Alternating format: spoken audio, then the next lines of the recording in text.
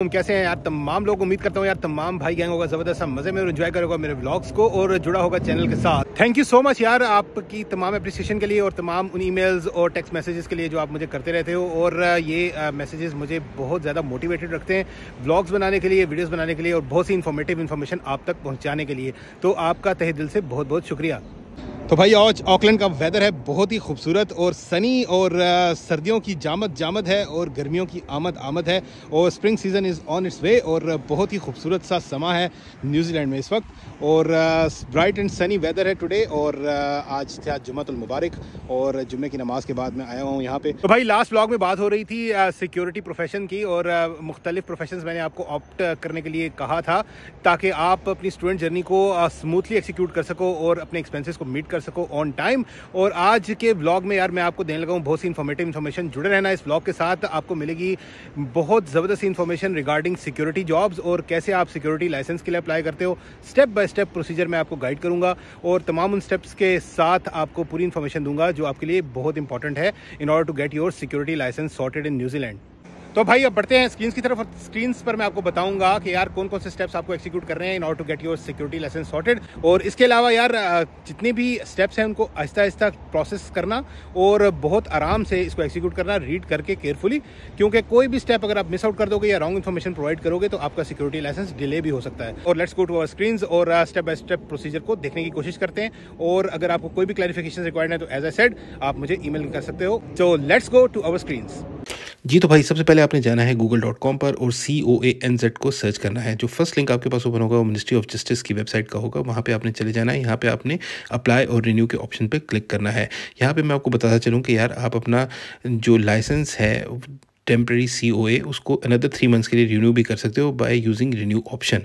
एक नॉमिनल से फ़ी आपको पे करनी होती है और अनदर 3 मंथ्स के लिए आपका लाइसेंस रिन्यू हो जाता है। Total duration of temporary COA इस तरह 6 महीने की बन जाती है।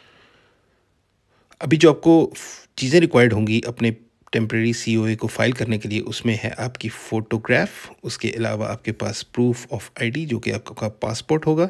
और थर्डली अगर आपने कोई एजुकेशन इसके लिए हासिल की हुई है जो आप टेम्प्रेरी COA को परमानेंट COA में कन्वर्ट करने के लिए यूज़ करते हो, उसका एविडेंस आपको रिक्वायर्ड होगा जो अभी आपको रिक्वायर्ड नहीं है। तो अभी आपको सिर्फ 2 चीज़ें रिक्वायर्ड हैं, पासपोर्ट स्टाइल फ़ोटोग्राफ और डिटेल्स ऑफ योर ID जो कि आप पासपोर्ट यूज़ कर सकते हो।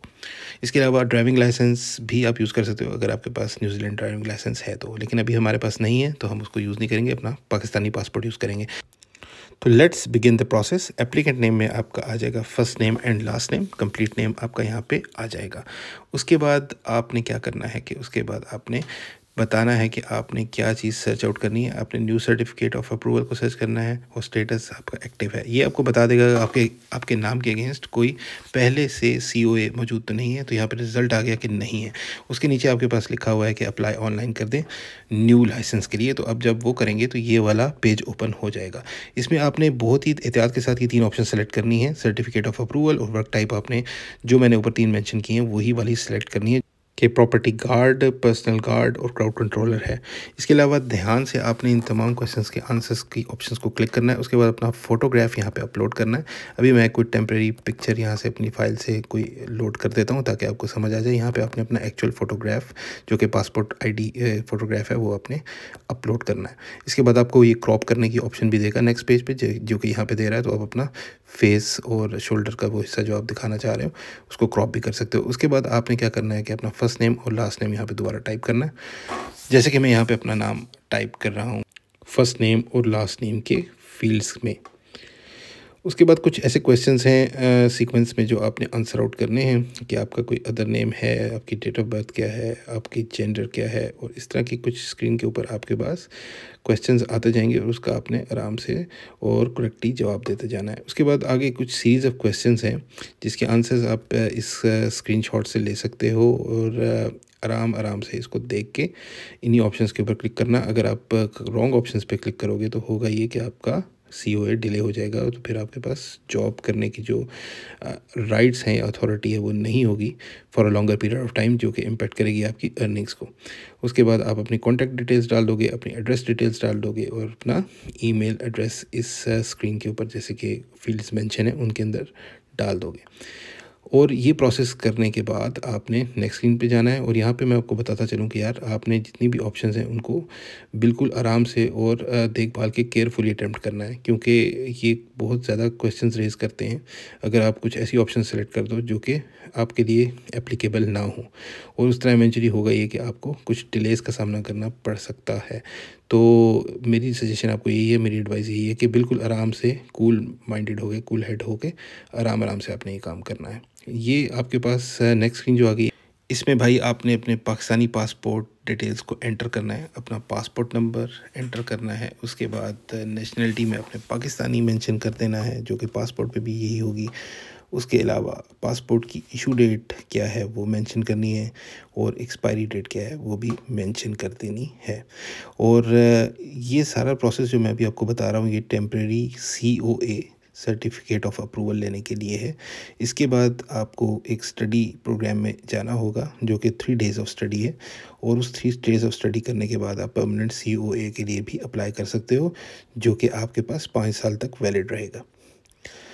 इसके अलावा यहाँ पे आपको ड्राइविंग लाइसेंस की ऑप्शंस भी दी हुई हैं। चूँकि आप न्यू हो और आपके पास ड्राइविंग लाइसेंस नहीं है तो उस ऑप्शन पे ना जाना, और अगर आपके पास न्यूजीलैंड ड्राइविंग लाइसेंस है तो आप वो भी यूज़ कर सकते हो इंस्टेड ऑफ योर पासपोर्ट।